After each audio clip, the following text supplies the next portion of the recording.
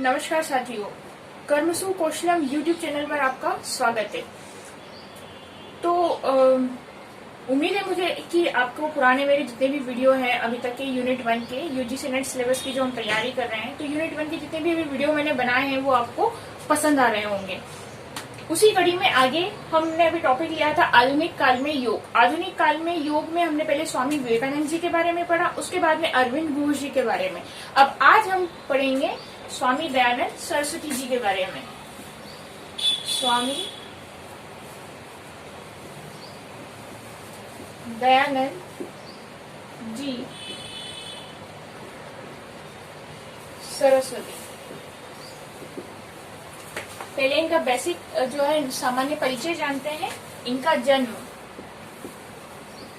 जन्म हुआ 12 फरवरी 1824 में टंकारा, जो कि गुजरात में है, वहां पर इनका जन्म हुआ। 12 फरवरी 1824 को स्वामी दयानंद जी सरस्वती का जन्म हुआ। इनके जो बचपन का नाम था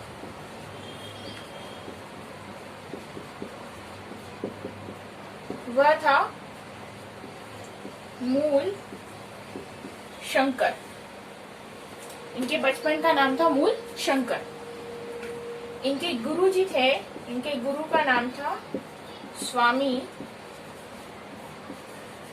विरजानंद जी महाराज। इनके गुरु का नाम था स्वामी विरजानंद जी। जो स्वामी दयानंद सरस्वती जी हैं, वो एक महान चिंतक थे, समाज सुधारक भी थे, ब्रह्मचारी, महान एक ब्रह्मचारी थे, और साथ ही में उन्होंने आर्य समाज की स्थापना की थी। ये एक थोड़ा महत्वपूर्ण प्रश्न है। स्वामी दयानंद जी सरस्वती, उन्होंने आर्य समाज की स्थापना करी थी 1875 में। ये इम्पोर्टेंट मार्क करें इसको।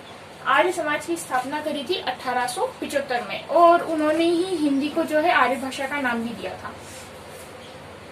तो आर्य समाज की स्थापना करी, और इनका एक मूल नारा जो था, जो स्वामी दयानंद सरस्वती जी है, वो वेदों को वो वेदांत का बहुत अध्ययन किया उन्होंने, और वेदों को सर्वोपरि मानते थे। यानी कि वेदों की जो महत्ता है उसको उन्होंने बहुत ज्यादा वेटेज दिया, बहुत ज्यादा महत्व दिया है, और इसीलिए उन्होंने इसी से रिलेटेड जो है एक नारा दिया है, और वो नारा है वेदों की ओर लौटो। यानी कि वापस जो है वेदों की जो महत्ता जो आधुनिक समय में लुप्त हो गई, तो व्यक्ति जो है वेदों की ओर पुनः लौटे, उसी से सीखे, उसी से आगे बढ़े। उस संबंध में इन्होंने नारा दिया था, वेदों की ओर लौटो। इसके अलावा हम देखेंगे तो ये हो गया हमारा 1875 में आर्य समाज की स्थापना करी, और वेदांत के साथ, और वेदांत में भी अद्वैतवाद पर, अद्वैत के जो साधक थे, अद्वैत पर उन्होंने अद्वैतवाद पर ज्यादा जोर दिया। और दूसरी एक चीज और है कि वो उन्होंने योग को एक नवीनतम रूप में स्वीकार किया। ध्यान के साधक भी थे, ध्यान करते थे, लेकिन उसमें भी निराकार ध्यान साधना को जो उन्होंने अपनाया था। इसके अलावा देखते हैं तो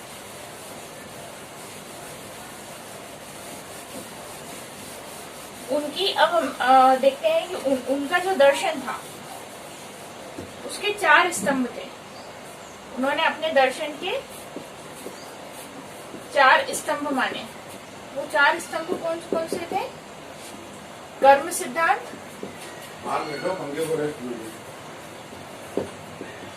पुनर्जन्म, तीसरा ब्रह्मचर्य, कर्म सिद्धांत, पुनर्जन्म, ब्रह्मचर्य और संन्यास। ये उनके दर्शन के 4 महत्वपूर्ण स्तंभ थे। और उनकी जो एक प्रमुख रचना है, सिर्फ एक ही रचना के बारे में हम बात करेंगे, जो उनकी एक महत्वपूर्ण प्रमुख रचना है वह है सत्यार्थ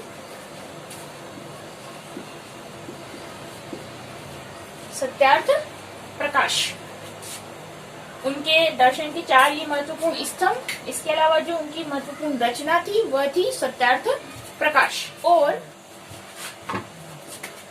यहीं पर अपन नोट कर लेते हैं 30 अक्टूबर 1883 को अजमेर राजस्थान, 30 अक्टूबर 1883 को अजमेर राजस्थान में जो है उनकी मृत्यु हुई, उनका जो है देहांत हुआ।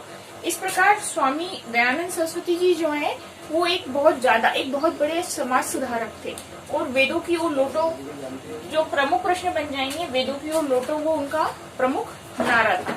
वेदांत के साधक भी थे, लेकिन वो निराकार के उपासक थे और अद्वैतवाद पर उन्होंने काफी जोर दिया था। तो ये हमारे स्वामी दयानंद जी सरस्वती के बारे में पढ़ा हमने। अब नेक्स्ट वीडियो में हम पढ़ेंगे नेक्स्ट किसी महान योगी के बारे में। तो आपका काम है तब तक मेरे चैनल को ज्यादा से ज्यादा शेयर करें ताकि थोड़े सब्सक्राइबर बढ़ जाएं, और वीडियो पसंद आए तो लाइक करें, कमेंट करें, ताकि मैं और मोटिवेट होकर के आपको और अच्छी वीडियोस दे रहा हूँ। Thank you.